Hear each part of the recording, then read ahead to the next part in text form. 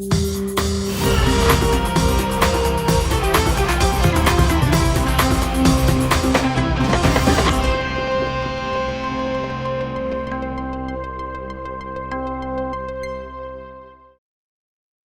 acho que a força veio da sobrevivência, porque eu não quero para os outros o que eu recebi, entendeu? E eu quero que as outras pessoas sejam esclarecidas através do movimento de mulheres, através das escolas, através do dever cumprido do Poder Judiciário. Então, eu acho que se eu for ficar lamentando o que não é feito, eu vou sofrer muito mais do que eu estar na batalha.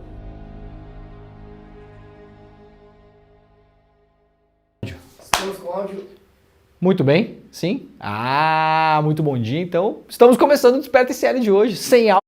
Hoje nós começamos mais cedo, sem querer, né, Pedro Falcão? Porque Pedro Falcão estava aqui cantando. O que estávamos cantando, Pedro Falcão?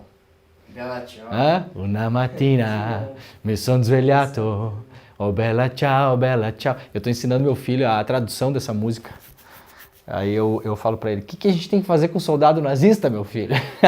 Vocês não queiram saber a resposta. Se uma criança de 5 anos sabe, eu quero crer que adultos sabem também. Nós não vamos dar a resposta aqui, porque todo mundo sabe. Gente, quarta-feira, 6 de março, é isso? 6 de março, o ano está andando. Como diz o meu filho, o meu aniversário demora mais do que o dos outros, né? Ele acha que o aniversário dele demora mais que um ano, né? Como toda criança. Muito obrigado pela companhia de todo mundo. O programa de hoje está cheio de notícias, a gente está com muita coisa mesmo, então vai ser um programa um pouco mais rápido hoje em termos de comentários das notícias. Claro que a gente vai dar o aprofundamento das notícias que importam aqui. De todo modo, muito obrigado pela companhia de todo mundo. Parabéns para quem já está acordado essa hora, inclusive para o Chico Alves, que é o editor do nosso site do ICL Notícias, que está acordado esta hora também, para virar, como se diz, a home do nosso site. Você sabe, nós temos um site que começou aí em dezembro, está bombando, tem mais gente chegando na equipe, aliás, daqui a pouquinho a gente vai anunciar novos repórteres, a coisa está andando, iclnoticias.com.br, daqui a pouquinho a gente vai para lá, tem bastante notícia publicada hoje também. Muito obrigado para quem já está nos acompanhando pelas redes sociais, pelo Facebook, pelo Twitter, pela Twitch e também pelo Instagram. Se você desejar, você pode deixar o seu like, pode pular para o YouTube também e fazer aquela rotina básica pela manhã do YouTube. Deixa o like no vídeo, assina o canal, ativa o sininho, mas principalmente compartilhe este programa com as pessoas que você ama e também com o seu tio bolsominion, porque nada melhor do que irritar um bolsominion logo cedo pela manhã.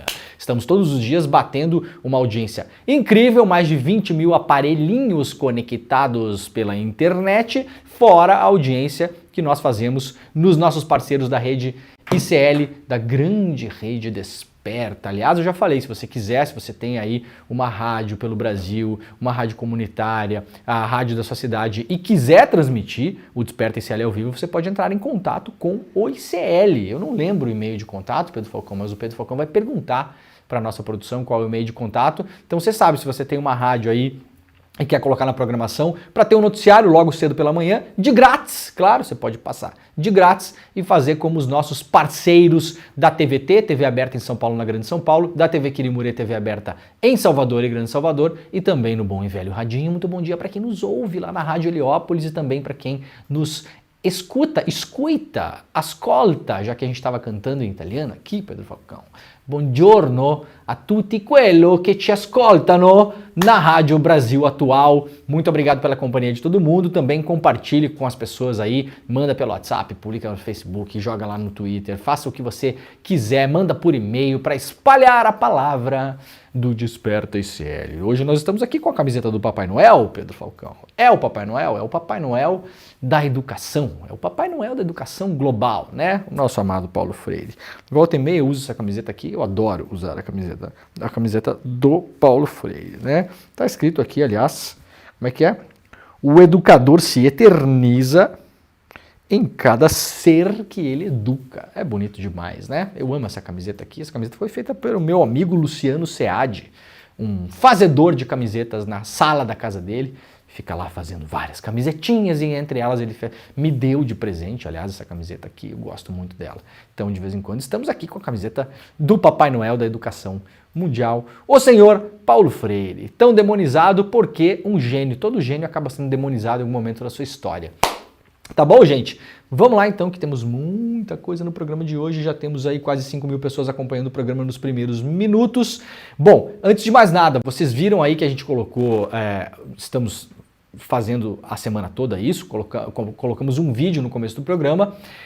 Aquela pessoa entrevistada ali, para quem nunca viu, a gente fala muito da Lei Maria da Penha, mas muita gente não sabe que a Maria da Penha, ela existe de fato, né? Existe e deu uma super entrevista para o ICL, porque no domingo, às 8 horas da noite, próximo domingo, 8 horas da noite, teremos mais um evento incrível do ICL, que é sempre aquele tripé que nós falamos aqui, ao vivo, exclusivo e grátis. Domingo, ao vivo, exclusivo e grátis, estaremos com a Maria da Penha e também faremos um grande debate para colocar todas essas questões importantíssimas da luta das mulheres aí no mês de março agora, que é um mês super importante em relação a isso. E também o ICL está fazendo aqui um trabalho de ativismo, porque esses caras são ativistas, né, o Pedro Falcão? Você não é jornalista, você é ativista, Leandro. Nossa, que bom, você está me elogiando essa hora da manhã já. Muito obrigado, é isso mesmo, é assim que é. Sou ativista mesmo, né? Dos direitos humanos, dos direitos fundamentais, né? Do amor, da coletividade. Somos ativistas, né, o Pedro Falcão? Ativistas do amor, né, o Pedro Falcão? É isso? É isso aí que nós somos. Muito bem. Porque tem aí uma campanha pública, sórdida, para tentar destruir a imagem da Maria da Penha. Tem até documentário, entre aspas, rolando por aí, na plataforma paralela, né? Para mostrar que, na verdade, a Maria da Penha, assim, os tiros que ela tomou, as tentativas de assassinato que ela acabou sendo submetida por conta do criminoso ex-companheiro dela, é mimimi. Mimimi, não é bem assim, não, é menos do que isso, é isso. Tem que ouvir o outro lado, né? Nós aqui somos ativistas, a gente não fica fazendo exercíciozinho, né, de ficar ouvindo esses outros lados, né? Claro que é importante você ouvir outro lado, não estou desfazendo aqui, mas os falsos paralelos, né, o falso equilíbrio, a falsa neutralidade, aqui não, violão. Aqui não, violão. Por aí você consegue encontrar, aqui no Desperta não. Aqui a gente não vai fazer a cafajestada de vamos ouvir a Maria da Penha durante 5 minutos, depois vamos ouvir o cara que tentou matá-la por 2 vezes por 5 minutos. Não, aqui não, violão, tá? Então a gente está fazendo também um esforço público de comunicação para manter a imagem dessa grande brasileira, dessa grande lutadora, desta grande mulher. Então olha só, você vai acessar o link agora, faz agora, gente, porque depois vocês esquecem, eu sei. Deixa aberto numa aba aí, e aí junto com as 450 mil abas que vocês têm abertos, vocês esquecem. Para não perder o evento, que é ao vivo, exclusivo e grátis, domingo às 8 horas da noite, acesse agora despertaicl.com.br, vai, agora. Vou ficar parado esperando. Sabe que Pedro Falcão no rádio não pode ficar quieto, porque senão a pessoa acha que o locutor morreu, né? Então, enquanto eu tomo meu café, Pedro Falcão, você pode cantar Bela Tchau para as pessoas não ficarem achando que eu morri? Vai, Pedro Falcão. Una mattina mi sono alzato, oh bella ciao, bella ciao, bella ciao, ciao, ciao. Esse programa é maravilhoso, né, Pedro Falcão? Isso aqui é uma várzea. Isso aqui é uma várzea. Eu não sei como a gente está no ar ainda, na verdade. Esse programa é uma várzea, mas ela é uma várzea organizada, né, o Pedrinho? Então, ó, inscreva-se para poder participar do evento, vai ser um evento importantíssimo para além de tudo, um evento educacional, um evento de informação, um evento de emoção, um evento de amor no fim das contas também, porque trata-se disso. Despertaicl.com.br, coloca o seu e-mail, você será avisado por e-mail do link para poder acompanhar no domingo ao vivo às 8 horas da noite, tá bom? Então vamos lá, porque Diga, sim. Não esqueça de dizer que é bom fazer denúncias. Sim, tem as denúncias também, eu falei sobre isso ontem, aliás, é uma coisa dramática que acontece, né? Quando nós começamos a divulgar o evento de domingo, muita gente está mandando para o ICL denúncias de violência contra a mulher, mandando nas nossas mensagens, no nosso grupo de WhatsApp, pelo nosso e-mail, se comunicando com o ICL. Gente, é importante que essas denúncias sejam feitas. O Brasil tem um serviço que é o 180. Você pode pegar o seu celular e discar 180. 180. Pode ligar lá e ali tem todo o apoio, o amparo e as informações em relação a isso para você poder encaminhar isso psicologicamente, segurar a estrutura para fazer essas denúncias, que não é fácil, e poder encaminhar isso também junto aos órgãos policiais para pedir eventualmente medidas para cessar a violência e evitar o pior. Muitas pessoas estão entrando em contato porque são parentes, porque veem as coisas acontecendo dentro de casa, vizinhos, as pessoas olham, as pessoas veem, muitas vezes não sabem o que fazer. Então, diz que para 180, serviço 180, que lá tem todas as informações para você conseguir ajudar alguém ou se ajudar. Não é fácil dar esse passo. Não é fácil. As pessoas julgam muito.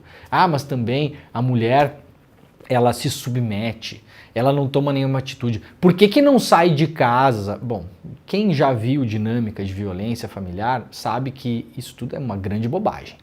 Não é fácil, não é nada fácil. Demanda, e não é só coragem, porque a gente sequer pode acusar essas mulheres de falta de coragem. Não é só coragem, às vezes a mulher não tem os elementos necessários para conseguir fazer isso. Por que não sai de casa? E vai para onde? A pessoa vai sair de casa e vai para onde? E muitas vezes sai de casa e o companheiro, o marido, o agressor, vai atrás. Vai atrás, arrasta para casa de novo. Ameaça familiares. As pessoas que estão em volta, elas não querem se meter, porque as pessoas têm medo. Muitas vezes é difícil, inclusive, acolher essa mulher, porque as pessoas têm medo mesmo. Aí sai dali e vai para um abrigo. Gente, vocês imaginem a violência que é você sair da sua casa e ir para um abrigo. Muitas dessas mulheres, pela dinâmica da violência, inclusive, elas são propositalmente submetidas financeiramente ao agressor, que não as deixa trabalhar, que não permite que elas saiam de casa. Então são pessoas que muitas vezes estão sem opção. Você não julga uma pessoa que está sem opção. Quem puder ajudar da melhor maneira possível, ajude sempre. Principalmente se você não tem os caminhos.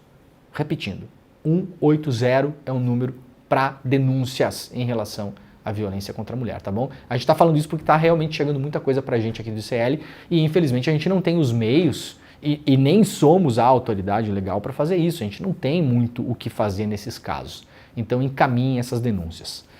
Beleza? A gente se vê domingo lá, despertacl.com.br é o link para você se inscrever no evento que vai acontecer às 8 horas da noite ao vivo. Vamos lá, a chuva alaga ruas do centro de São Paulo e coloca a cidade em estado de atenção. Um homem de 42 anos que teria caído em um córrego na Zona Sul está desaparecido, segundo os bombeiros. Então muita atenção, São Paulo aí, porque o tempo não deve melhorar nem entre hoje e amanhã. Então, aquilo que eu sempre falo, quem está voando pelo Brasil e precisa fazer escala em São Paulo, que é cada vez mais comum. Aliás, hoje eu li uma notícia que a Azul pode fazer uma proposta para comprar a Gol. Então, além da gente ter só 3 companhias no Brasil hoje, vai ter 2 a princípio. Tem umas menores, né? Mas assim, das grandes, corremos o risco aí das 3 que já é pouco virar 2. Aí sim vocês vão ver, né? Você vai querer voar para qualquer lugar, vai ter que parar em São Paulo a toda hora. Então é importante a gente dar aqui notícias sobre o clima de São Paulo. Cidade do Acre planeja mudar de lugar após nova cheia atingir 75% de sua área, publicada lá no UOL pelo Carlos Madeiro. Isso aqui a gente mostrou ontem aqui também. A cidade de Brasileia, no Acre, na fronteira com a Bolívia, junta os cacos após a maior enchente que enfrentou em sua história entre o final de fevereiro e o início deste mês. Ruas, casas e prédios públicos todos cobertos pela lama. A nova cheia atingiu 75% na área do município, algo que nunca aconteceu em 100 anos de história. A cidade é fundada em 1910, segundo a prefeitura. Até a zona rural foi atingida, o que não era comum lá naquela região. Infelizmente, essas mudanças climáticas não são mais fenômenos de longo espaço de tempo. Praticamente todo ano uma cheia virou realidade. Eu não queria dizer isso, mas é a 4ª enchente em Brasileia em 12 anos e cada uma vem em proporção maior do que a anterior, disse a prefeita da cidade, a Fernanda Hansemann. Então agora a ideia é tirar as edificações existentes hoje da área alagável e transferir basicamente a parte da cidade para outro lugar. Isso aqui é um exemplo mínimo do que pode acontecer no mundo nas próximas décadas. Estamos avisando, aliás, quase que cotidianamente aqui. Olha, falando em Maria da Penha, vamos lá pelo iclnoticias.com.br, só 24% das brasileiras têm conhecimento sobre a Lei Maria da Penha. Então vejam só como as coisas funcionam, né, gente? Você fala Maria da Penha hoje, é aquela coisa clássica assim, é o todo mundo conhece. Ah, a Lei Maria da Penha, todo mundo conhece. Possivelmente todo mundo no Brasil, todo mundo aí, entre aspas, né? Já ouviu falar em algum momento da Lei Maria da Penha, mas o conhecimento sobre os seus direitos de fato é mínimo entre a população. É baixo, gente. Vejam só, uma lei que existe já há um bom tempo, está sempre na imprensa, Maria da Penha está sempre na imprensa. Mesmo assim, o conhecimento de fato, porque informação não é conhecimento. Esse é o grande nó que a gente tem que desatar e a gente tenta desatar aqui no ICL todos os dias. Informação não é conhecimento. Para a pessoa decodificar uma informação em conhecimento, leva tempo. Requer tempo, explicação, paciência. Projeto, um programa. Conhecimento é um programa. Você não cria conhecimento assim, do nada. Eu achei bem alarmante essa pesquisa aqui, na verdade. Não achei que fosse tanto assim. Apenas 2 em cada 10 mulheres afirmam que são bem informadas em relação aos mecanismos da Lei Maria da Penha, destinado a coibir e prevenir a violência doméstica e familiar. Outro dado preocupante é a subnotificação de crimes. Segundo a 10ª edição da Pesquisa Nacional de Violência contra a Mulher, compilada pelo Observatório da Mulher contra a Violência, e o Instituto Data Senado, ambos do Senado Federal, mesmo nas regiões onde há maior conhecimento sobre a lei, o índice ainda é muito baixo, um pouco acima de 30% das mulheres nas regiões que mais têm conhecimento sobre a Maria da Penha, sabem de fato o que é. A pessoa pode falar, Lei Maria da Penha, a senhora conhece? Conheço. Então tá, sabe como ela funciona?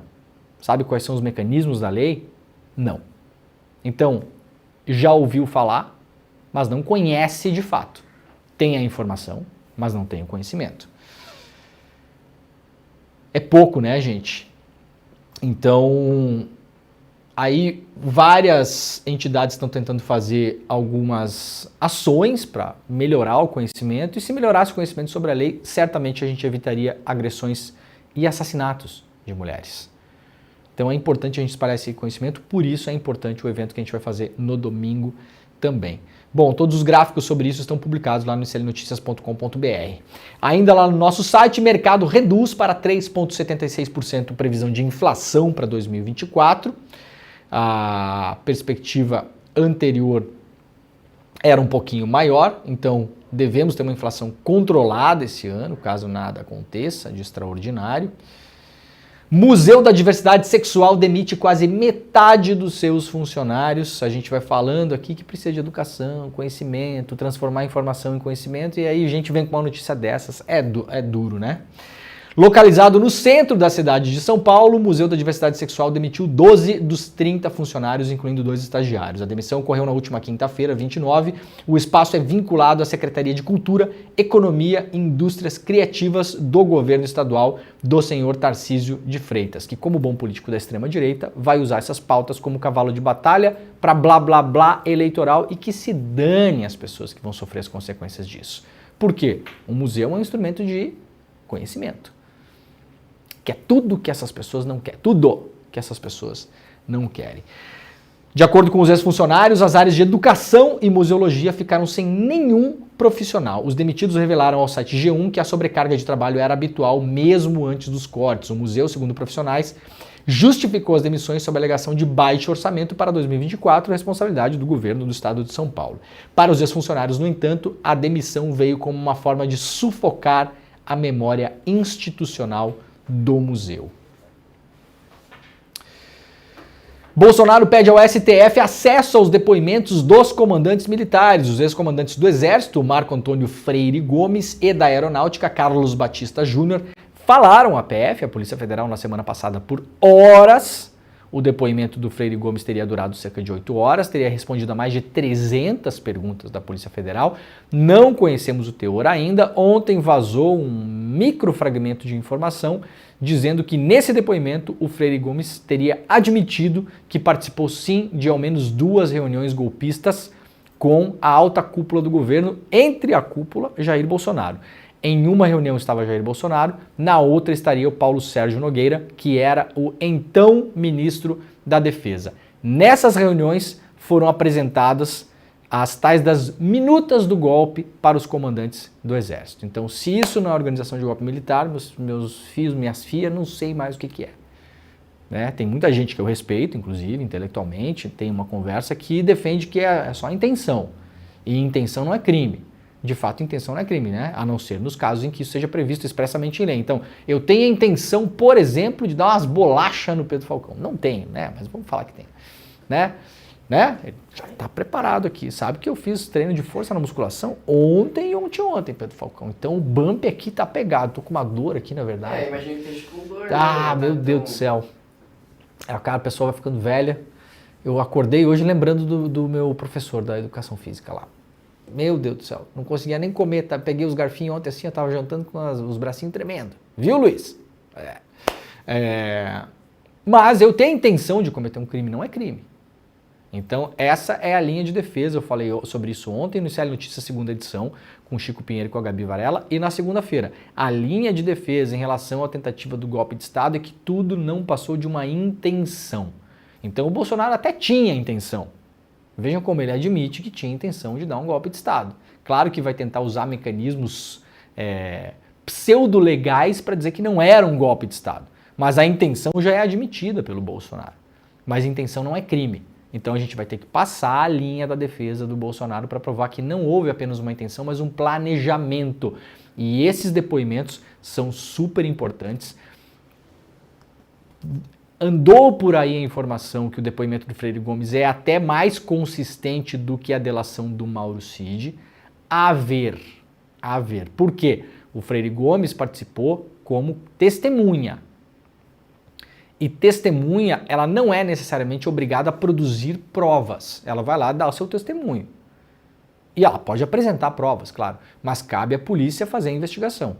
Diferentemente de um delator, que ele é sim obrigado, né, a apresentar provas daquilo que delata. Porque a delação é meio de prova, não é prova, já explicamos isso aqui várias vezes, etc e tal. Tá bom? Mas, atentos, veremos como é que a coisa anda nos próximos tempos. O Bolsonaro está pedindo acesso aos depoimentos. Claro que nesse momento não será concedido. Ah, mas isso limita o direito de defesa? Não, porque o Bolsonaro não está se defendendo ainda, nós estamos na fase do inquérito. E na fase do inquérito, o inquérito geralmente é sigiloso, porque a polícia não vai ficar apurando um monte de coisa e toda vez que apura vai ficar avisando a pessoa que é investigada, né? Olha, descobrimos um negócio lá no seu sítio, lá na chácara. Olha, a gente tá falando com fulano aqui que tá contando. Não faz sentido, né? O Bolsonaro vai se defender se virar réu. Por enquanto não é réu, o Bolsonaro é só investigado. Bolsonaro sequer, a investigação acabou, sequer está na mão do Ministério Público Federal. Então, passito a passito. Suave, suavecito. Vamos lá para a revista Fórum. Pazuello descumpre decisão de Alexandre de Moraes sobre general envolvido em tentativa de golpe de Estado. O deputado federal Eduardo Pazuello, o deputado ministro da Educação na gestão assassina da pandemia, está descumprindo uma ordem do ministro Alexandre de Moraes que pede que os investigados pela participação nos planos golpistas do Jair Bolsonaro sejam afastados dos seus cargos públicos. O descumprimento é atribuído tanto a Pazuello quanto à própria liderança do PL na Câmara. A decisão de Moraes, de 8 de fevereiro, impõe que o general da reserva, o Mário Fernandes, que trabalha no gabinete do Pazuello, seja afastado. O Fernandes foi ministro interino da Secretaria-Geral da Presidência durante o governo Bolsonaro e atualmente tem um cargo de natureza especial. Segundo a apuração do jornal O Globo, o Fernandes segue trabalhando e o site da Câmara mostra que ele recebeu seu salário de R$ 15.600 referente ao mês de fevereiro. Nomeado em 24 de março do ano passado pela liderança do PL, foi emprestado ao gabinete de Pazuello, o que dá a responsabilidade tanto ao deputado quanto ao partido. Fernandes apareceu nas investigações da Polícia Federal por meio de delação premiada do Mauro Cid. Considerado como um dos mais extremistas entre os golpistas, ele teria incitado ostensivamente a realização de um golpe de Estado. Vamos lá para a coluna do Laulo Jardim, no jornal O Globo. Depois de ouvir Freire Gomes, Polícia Federal marca novo depoimento de Mauro Cid. O que está acontecendo? Pedro Falcão está abandonando o programa neste momento, abrindo a porta. Eu acho que a gente viu um barulho. Ele ouviu um barulho. Já tá preparado, né, pô? Estava preparado já? Eu ouvi um barulho, saiu assim, ó, pela porta. Para quem não conhece Pedro Falcão tem 1,86 m de puro músculo. Né? Tipo o Van Damme naquele comercial da Volvo, com os caminhões assim, Aham. andando de reggae, Isso, é. Vocês ouviram essa? O Van Damme no comercial da Volvo, que ele fica andando nos caminhões assim. Aquilo lá não é verdade, né? Será que é? Será que ele filmou aquela cena mesmo? Não, o Van Damme é pica, né? Ele inventou o bagulho, velho. O Van Damme é pica. Não, quem inventou o bagulho foi o Bruce Lee. Pera lá. Quem inventou o bagulho foi o Bruce Lee. O Van Damme, ele veio depois. Eu gosto do Van Damme. O Van Damme tem uns filmes bons, ele é bom ator, aliás. Né? Ele é. Tá bom. Depois de ouvir Freire Gomes, a Polícia Federal marcou um novo depoimento do Mano Cid. Isso aqui já estava programado, porque o Cid, com várias coisas que vieram à tona, a Polícia Federal tinha a impressão de que o Cid tinha escondido algumas informações. Quem avisou sobre isso? Quem avisou? Show avisei. Porque qual é a tarefa primeira do delator? Tentar salvar a própria pele, né, gente? O delator não vai delatar para entregar ninguém. O cara só vai delatar porque acabou a opção. Tem mais o que fazer. É a última linha de saída. Senão vai ficar preso, vai se dar mal. Então ele vai lá delatar, vai contar um pouquinho do que sabe, não vai contar tudo. Se puder, vai mentir, e se puder, vai omitir. É isso que o delator faz. O delator entra na delação e na cabeça dele vem uma história que ele precisa contar, que tenha credibilidade, sobre a qual ele possa apresentar provas, mas ao mesmo tempo que gere o mínimo de dano possível para ele e para os comparsas. Tá bom? Então, o delator, esse é o trabalho do delator.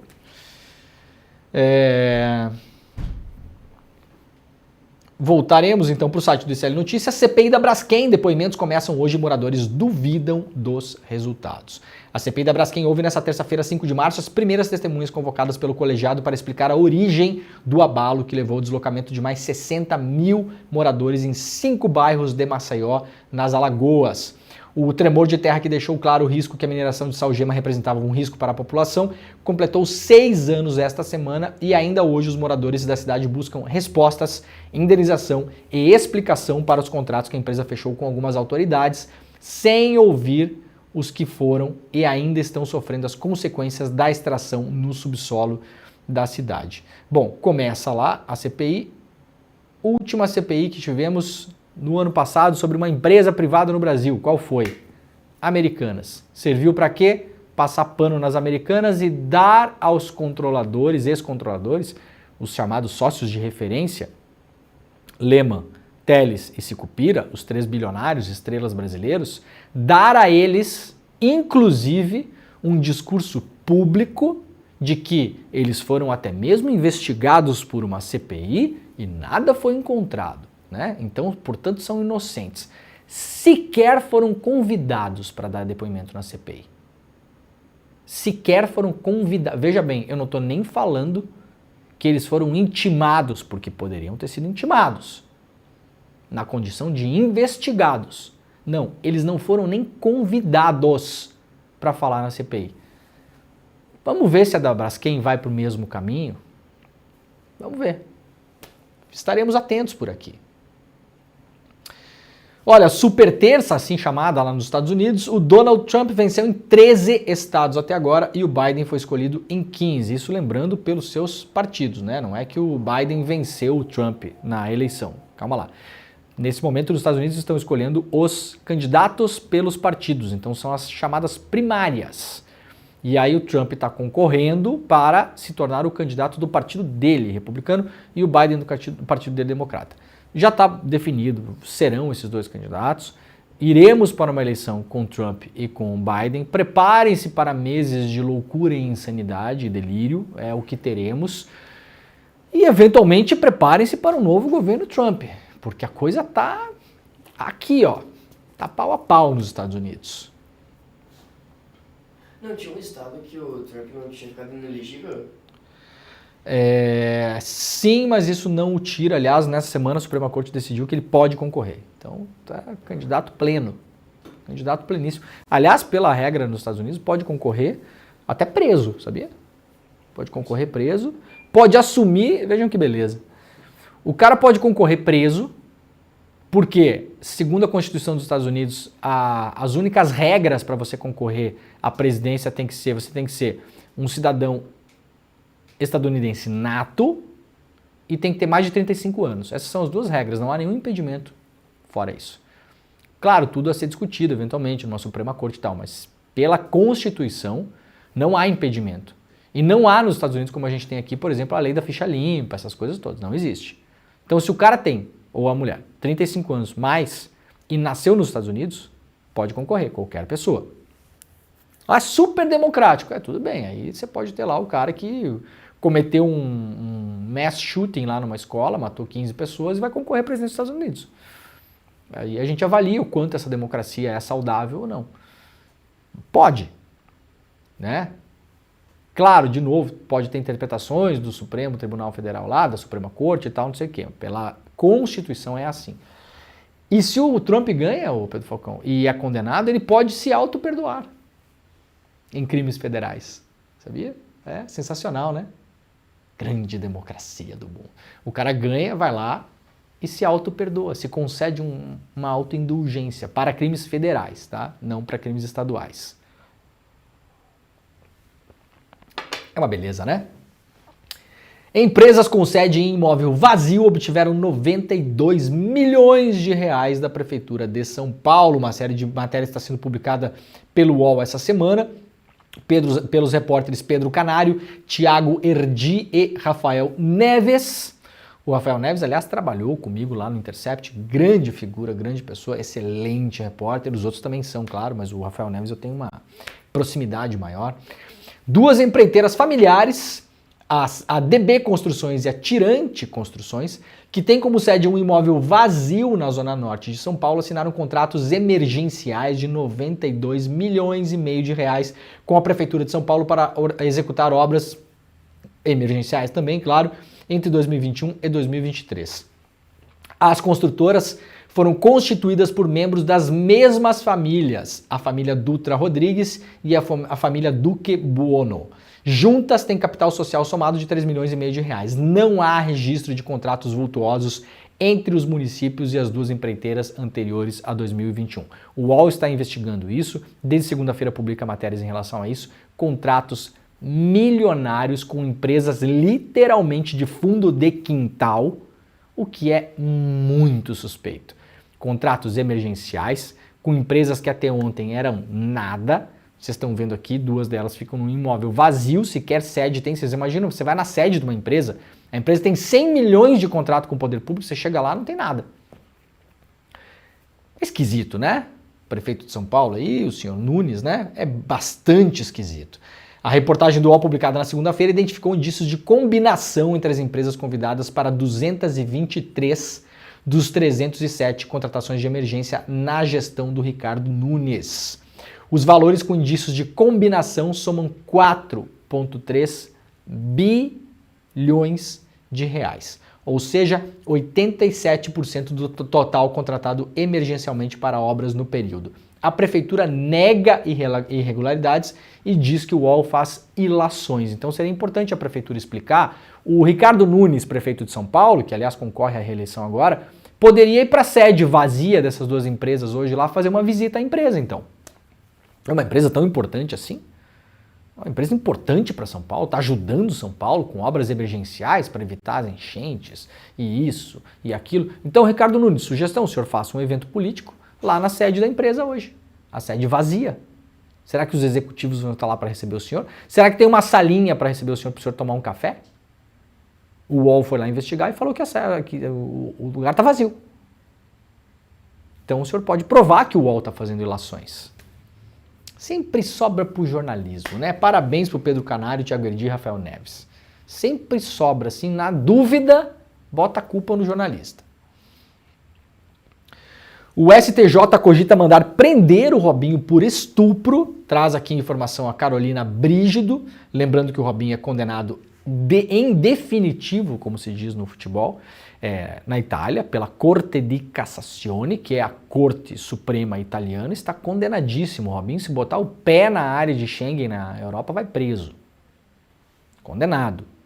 A gente não precisa ter nenhum senão, mas Robinho é para a justiça italiana, um estuprador. E está no Brasil aí, livre, leve e solto.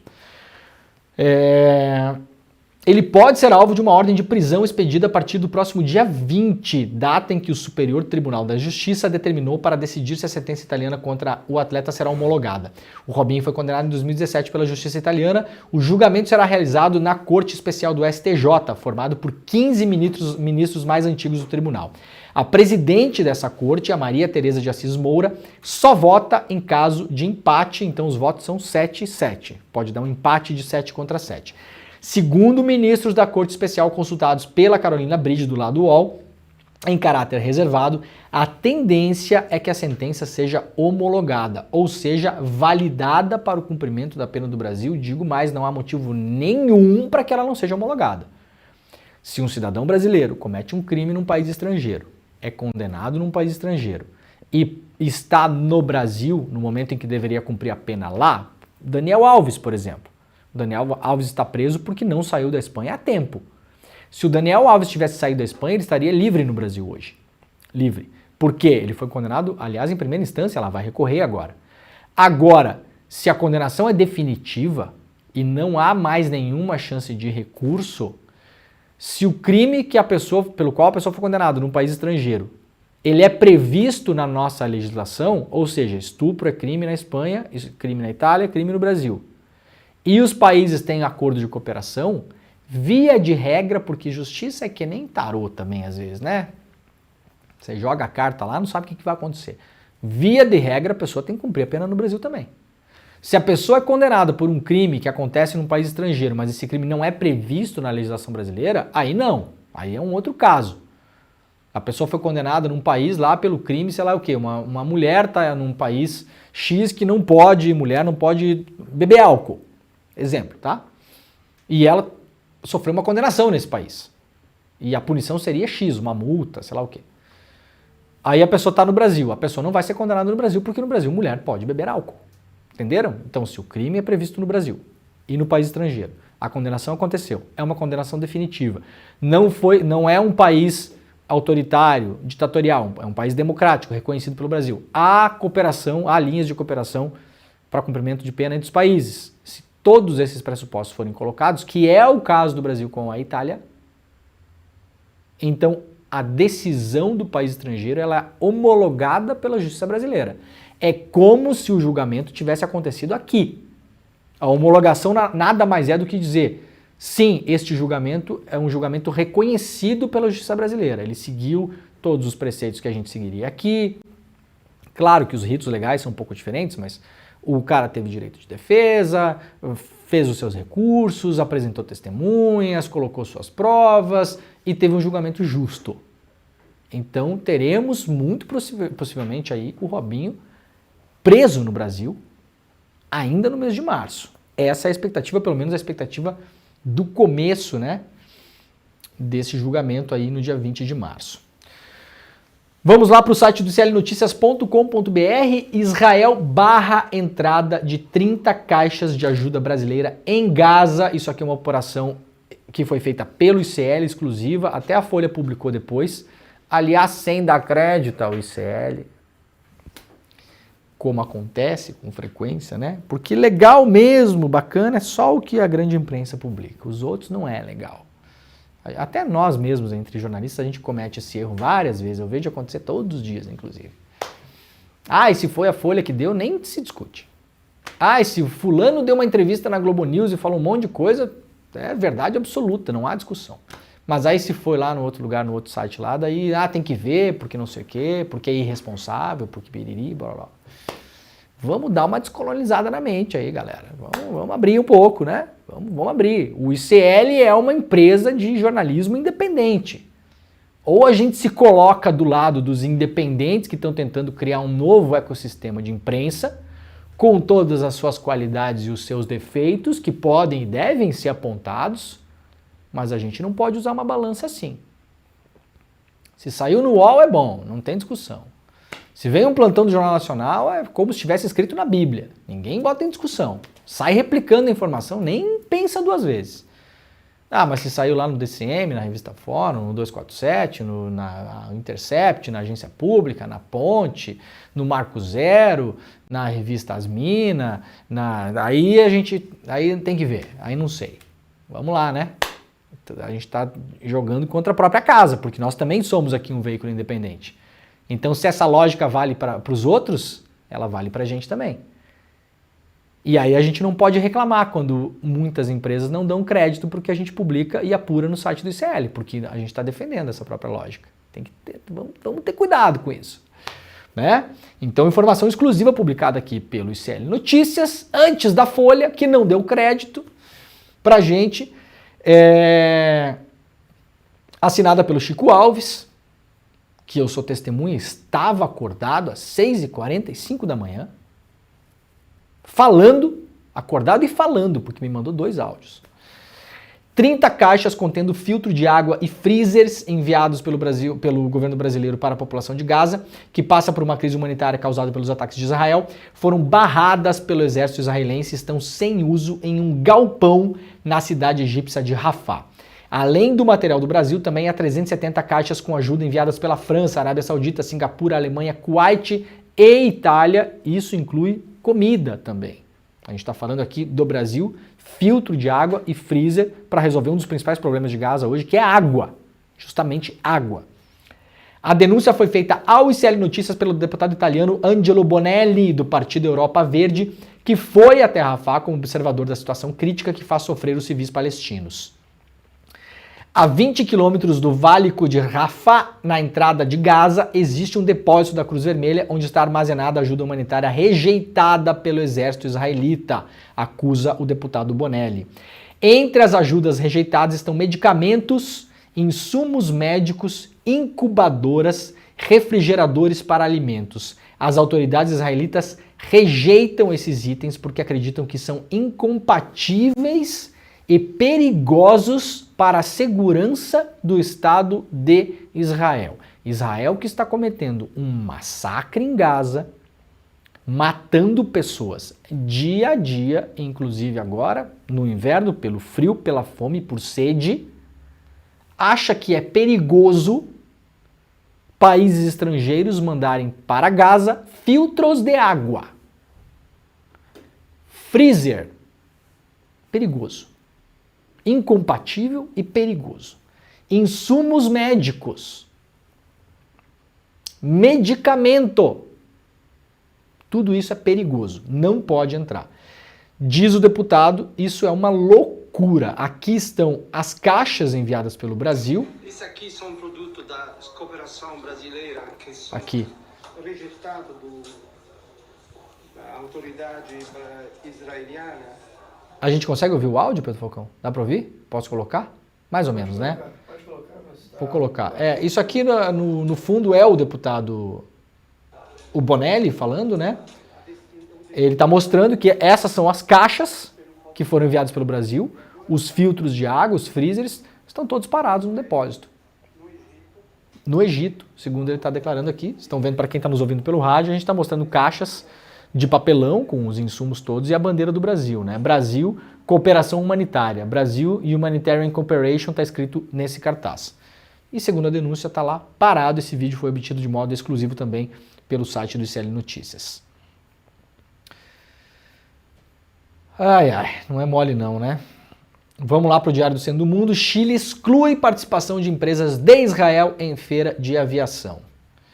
Na terça-feira, 5 de março, o governo chileno anunciou que as empresas de Israel não participarão da Feira Internacional do Ar e do Espaço, uma das maiores exposições aeroespaciais de defesa e segurança da América Latina.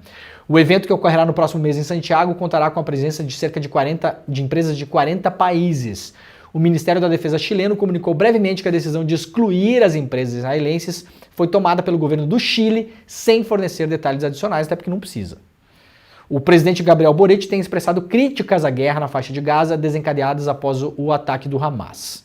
Bom, tá aqui o Boric, então, proibindo as empresas israelenses de participarem dessa feira, lembrando que a indústria da guerra é uma das principais indústrias que compõem o PIB de Israel.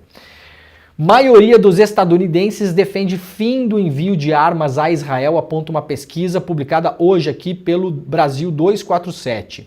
Uma pesquisa realizada pelo YouGov, comissionado pelo Centro de Pesquisa Econômica e Política do CEPER, revelou que a maioria da opinião pública nos Estados Unidos defende o fim do envio de armas para Israel. Segundo o levantamento, 52% dos entrevistados concordam que o governo dos Estados Unidos deveria interromper os envios de armas para Israel até que o país cesse seus ataques a Gaza. Esse resultado reflete uma divisão partidária marcante, com 62% dos eleitores que votaram no Biden apoiando que os Estados Unidos parem de enviar armas para lá, enquanto 14% discordam.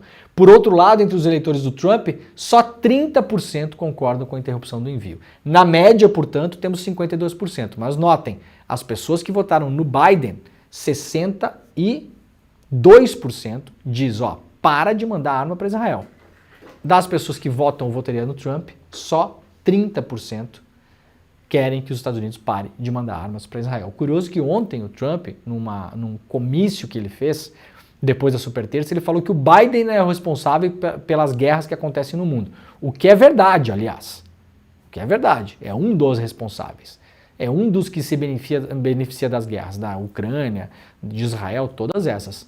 Agora, entre os eleitores do Trump, só 30% querem que a guerra pare. Porque eles querem que os Estados Unidos continuem mandando arma para Israel. Vamos lá para a Folha de São Paulo. Justiça manda governo pagar R$150 mil à família de preso político durante a ditadura. O Tribunal Regional Federal da Terceira Região aceitou um recurso apresentado pelo MPF e restabeleceu a decisão que condenava a União a pagar indenização de R$150 mil por danos morais à viúva de Antônio Torini, ex-funcionário da Volkswagen, que foi preso durante a ditadura militar. Ainda cabe recurso, o Torini foi preso em 72 e permaneceu detido no Departamento de Ordem Pública e Social, o DOPS, por 49 dias em São Paulo, incomunicável, segundo os advogados de defesa da viúva, Livonete Aparecida Torini. O ferramenteiro da Volkswagen fazia parte do movimento pela antecipação do proletariado. Além de acordo com os investigadores, com os defensores, ele voltou a ser preso em 74 e seu nome figurou na lista suja elaborada por empresas e enviada ao governo, o que impossibilitou que ele conseguisse um emprego formal. Torini ficou desempregado até 1998, ano de sua morte. Lembrando que as empresas privadas, inclusive as estrangeiras, que estavam e muitas estão instaladas no Brasil até hoje, foram parceiras da repressão na ditadura militar. A Volkswagen foi uma delas, a Fiat foi outra. Eu publiquei, junto com colegas, uma reportagem em 2018 mostrando que a Fiat tinha cerca de 150 espiões dentro da fábrica em Betim, em Minas Gerais, que eram comandados por um militar que tinha uma sala dentro da Fiat para espionar o movimento operário na Fiat, fichar os operários e entregá-los nas mãos da tortura, da ditadura militar, do desaparecimento e da morte. Essas empresas no Brasil, a Fiat pelo menos, nunca foi punida pelos crimes que cometeu. Para as pessoas que gostam muito de demonizar a empresa pública, né? Empresa privada é tudo bonitinho, né, Pedro Falcão? É tudo lindo, não tem gente roubando, não tem corrupção, não tem criminoso. 150 espiões dentro da fábrica da Fiat, comandados por um militar, que fichavam os funcionários para debelar as greves e entregavam vários deles na mão da tortura, do desaparecimento e da morte. Empresa privada.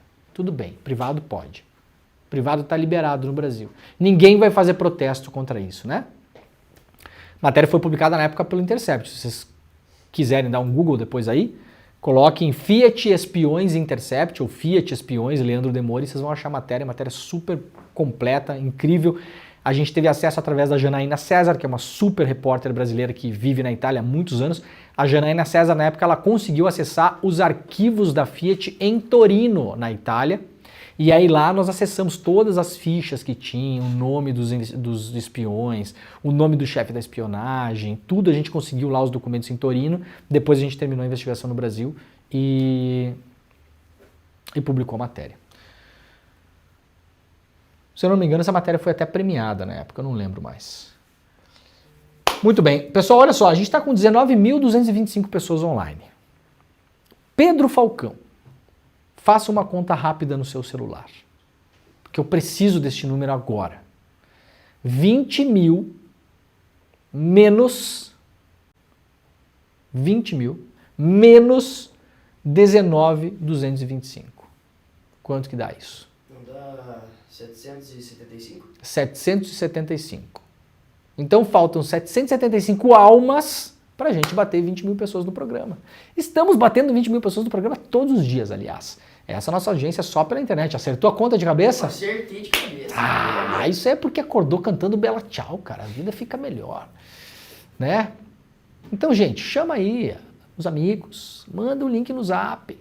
Por favor, vamos lá. A gente precisa crescer a audiência. Esse ano tem eleições, a gente está combatendo contra gigantes. Essa é a verdade, gigantes da comunicação, empresas que têm muitos milhões investidos, que vão fazer uma cobertura da eleição daquele jeito, vocês sabem. Vocês sabem. Então a gente precisa crescer, tá bom? Compartilhe este programa, por gentileza. Olha, o STF volta hoje a julgar a descriminalização do porte de drogas para uso pessoal. Meu Deus, Leandro, vão liberar a maconha. Não! Tá? Não entra nessa loucura aí. Não é isso. Bom se fosse, né, o Pedro Falcão? Bom se fosse, seria uma ótima notícia, mas não é. Tá bom? E olha que eu nem fumo maconha, não é nem interesse pessoal meu, né? Até tenho amigos, né, Pedro Falcão? Até tenho amigos. Eu não quero falar nada, né? Tem amigos que gosta, né? Iniciado em 2015 em paralisado em 3 ocasiões, o julgamento sobre a descriminalização do porte de drogas para uso pessoal retorna ao plenário do STF nesta quarta-feira com possibilidade de o tribunal hoje já formar a maioria para validar a medida apenas em relação ao uso da maconha. Mas a votação também pode ser interrompida novamente por um novo pedido de vista de alguns ministros. Pedido de vista no STF é uma várzea. Finalmente, no ano passado, se eu não me engano, o tribunal colocou o tempo que o pedido pode ficar na mão do ministro. Já há hoje 5 votos de ministros favoráveis à descriminalização do porte da maconha para uso pessoal, que são o voto do Barroso, do Alexandre de Moraes, do Fachin, da Rosa Weber, que já se aposentou, e do Gilmar Mendes. O Gilmar Mendes é o relator do processo, defendeu inicialmente que a medida fosse estendida para todas as drogas e argumentou que a criminalização compromete medidas de prevenção e redução de danos, além de gerar punição desproporcional. Em agosto do ano passado, o único que divergiu foi o ministro Cristiano Zanin. Para ele, a conduta não deve ser descriminalizada, mas o usuário que estiver com até 25 gramas de maconha não poderá ser preso. O que é que vai definir o tribunal agora? Bom, vai deixar mais claro quem é usuário e quem é traficante. Porque hoje traficante é assim, se você está fumando um baseado na esquina de uma favela, você é um jovem preto de periferia pobre, você é traficante. Essa é a regra no Brasil hoje. Está escrito isso na lei? Não, não está escrito. Essa é a regra não escrita. Porque cabe simplesmente a 2 PM e um delegado da Polícia Civil definir se você é traficante. Isso depois vira processo judicial. Então cabe da cabeça das pessoas ali, com todos os seus preconceitos, definir quem é traficante ou não. Se você está fumando o mesmo baseado, mas você é branco, está na praia do Leblon, domingo de tarde, vendo o pôr do sol no Morro dos Irmãos, você é usuário. É isso que define, isso separa no Brasil hoje. Não à toa o Gilmar Mendes é o relator desse processo. Porque o Gilmar Mendes, ele fez, né, com todas as críticas que temos ao Gilmar Mendes, em vários momentos da história da República. Mas a gente tem que reconhecer quando as pessoas fazem um trabalho. O Gilmar Mendes, ele é o responsável por fazer os mutirões nas cadeias, para soltar gente. Ele é o único ministro do STF, talvez na história, que se interessou pela população carcerária. E o Gilmar Mendes faz isso há muito tempo. O que aconteceu, Pedro Falcão? Não me assuste. Lembrei de uma coisa. O quê? A gente tem um vídeo para mostrar. Temos um vídeo para mostrar, é verdade. Daqui a pouco eu vou mostrar no final do programa, tá? Muito bem lembrado. Então, o Gilmar Mendes, ele é uma pessoa interessada pela população carcerária. Esses mutirões, viagens pelo Brasil inteiro, indo de cadeia em cadeia, para ver que tinha gente presa lá há 5, 6, 7 anos que já deveria estar solta, 10 anos, 12 anos, 20 anos, que não conseguia constituir advogado, que já tinha medidas para ser solto, que não era solta. Então, o Gilmar Mendes entende que a condição do cárcere no Brasil está intimamente ligada à produção de presos que a gente faz, muito por conta dessa lei das drogas. Lei das drogas, aliás, aprovada durante o governo Dilma, para a gente deixar bem claro aqui. Então, hoje a gente vai elogiar o Gilmar Mendes e criticar a Dilma. Veja só que coisa, como a vida é bela, né? Essa lei antidrogas é uma lei do PT, na época do PT. Ela explodiu o número de pessoas presas. Jovens, negros, pobres, periféricos. É basicamente a pessoa que vai presa por conta de drogas no Brasil. Se a pessoa é branquinha e está envolvida em tráfico de drogas, vira o quê? O pessoal conhece a Barbie do tráfico, né? O Ken da maconha artesanal, vira esses apelidos que a imprensa dá. Então veremos para que lado vai, mas a tendência é de que haja aí um melhor entendimento sobre essa lei e torcemos para que isso ajude definitivamente a mandar menos jovens, negros, pobres, periféricos para a cadeia porque tá fumando um baseadinho na esquina. Tá bom? Tomara, né? Vamos rapidamente então para as últimas notícias do programa. Não vamos liberar a maconha, diz o Barroso, falou isso para a Frente Evangélica, porque obviamente já estão espalhando um monte de notícia falsa que o Lula vai liberar a maconha para o seu filho de 5 anos. Não vai, tá, gente? Não vai.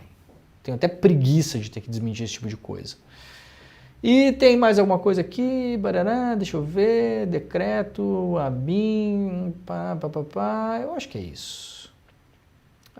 Vou sugerir 2 coisas rapidamente, vocês podem ir lá para a agência pública, tem uma matéria importante sobre a ABIN paralela, órgãos de imprensa se unem e pedem ao Supremo Tribunal Federal que libere a lista dos jornalistas monitorados. Nós ainda não sabemos quais foram os jornalistas que foram investigados ilegalmente pela ABIN paralela.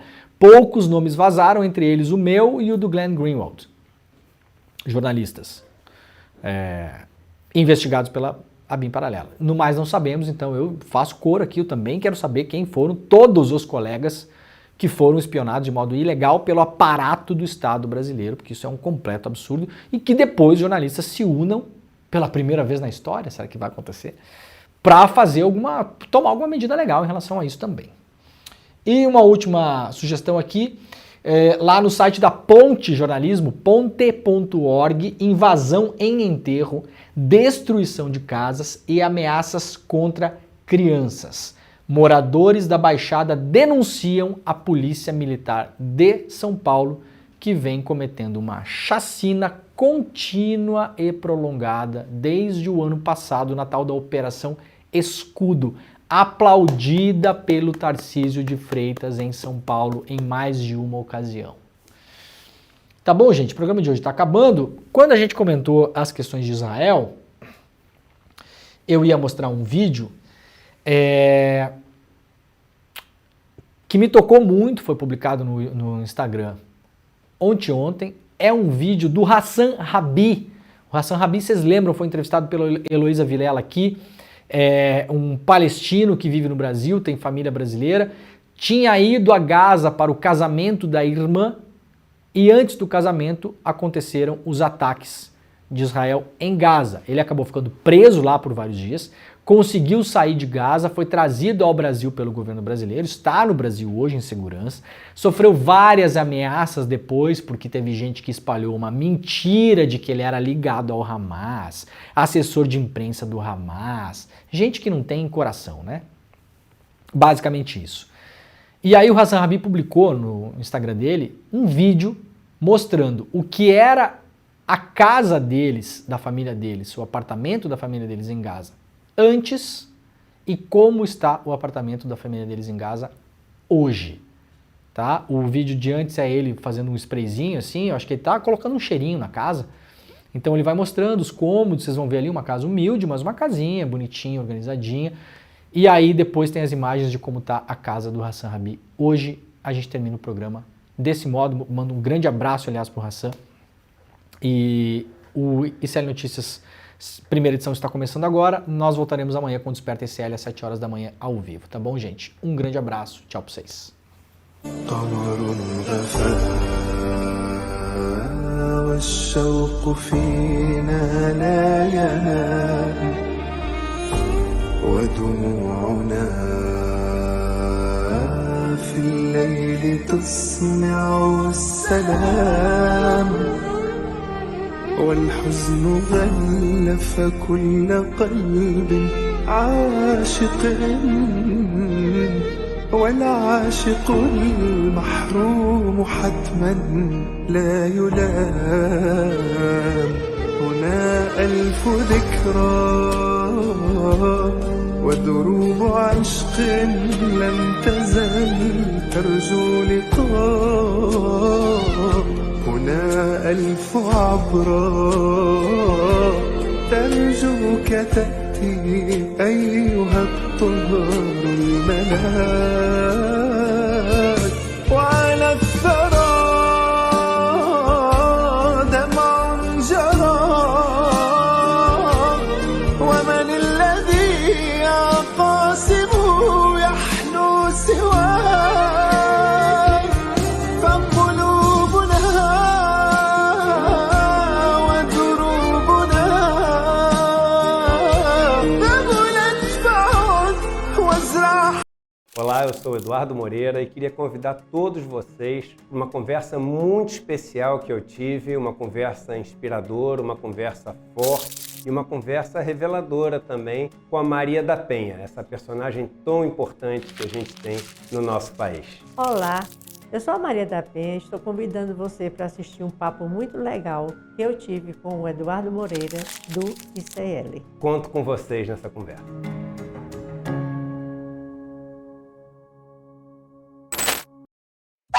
Nessa quarta-feira, o Em Detalhes entrevista a Margarete Brito, que é fundadora e diretora da APEP, Apoio à Pesquisa e Pacientes de Cannabis Medicinal. Hoje, o Supremo Tribunal Federal discute o porte de maconha para consumo próprio, inclusive falta um voto só pela descriminalização. É hoje às 10h30, não perde.